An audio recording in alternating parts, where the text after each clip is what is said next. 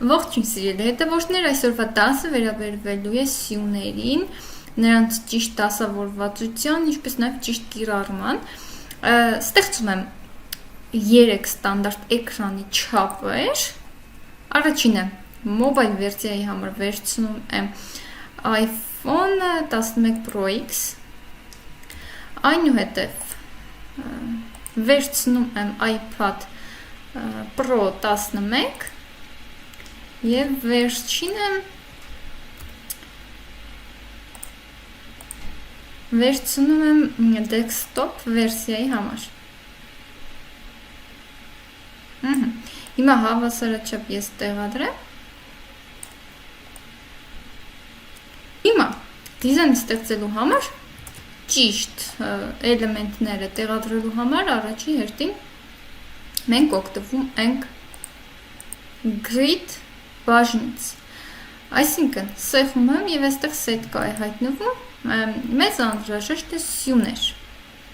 ընդունված է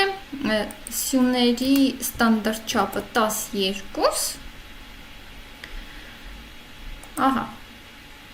ձախ և աջ անկյունից այստեղ ես պետք է տեղադրեմ նրանց միջև տարածությունը լինի 150, իսկ սա սյուների միջև տարածությունն է, ես ընտրում եմ 30։ Այստեղ նաև սյուների գույնը կա, սեղմում եմ, բացվում է գույնի պատուանը, կարող եմ գույնը իմ նախընտրած գույնը տեղադրել, թափանցիկության աստիճանը նույնպես բարձրացնել, իջեցնել, ինչպիսին որ ես նախընտրում եմ։ Այն պատրաստ է և կարող եմ առարկաներ տեղադրել, բնականաբար արդեն իմ գործողությունս հավասարաչափ կարող եմ կազմակերպել և ստեղծել իմ դիզայնը։ Վերջ, այն պատրաստ է։ Երբեք ենթադրենք տվյալ էլեմենտը չպետք է գտնվի տվյալ սյունից դուրս, ենթադրենք այսպիսին, այն չպետք է լինի։ Սյունի ներսի հատվածում պետք է գտնվի։ Սա այսպես։ Հիմա հաջորդը iPad-ի համար ենք վերցնում սյուն, սեղմում ենք պլյուսիկի վրա, grid, սեղմում ենք որպեսզի սյուն լինի, բնականաբար այստեղ էկրանի չափը փոքրանում եմ և մենք ընտրում ենք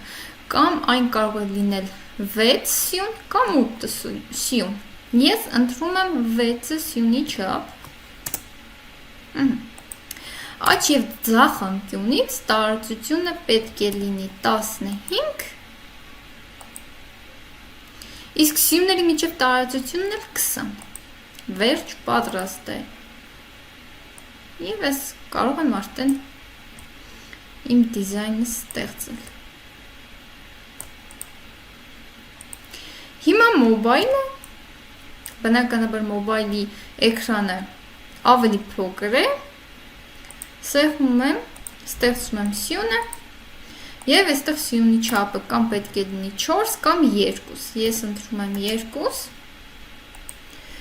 աջ և ձախ անկյունից տարածությունը 15, իսկ սյուների միջև տարածությունն էլ 20, և սա էլ արդեն պատրաստ։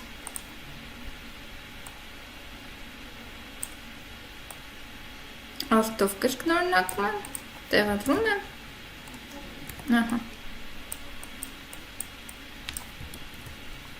վերջ, սիրելի հետևորդներ, այսօրվա համար այսքանն էի նախատեսել, եթե հետաքրքրեց, գրանցվեք և հետևեք իմ հաջորդ դասին։ Հաջողություն։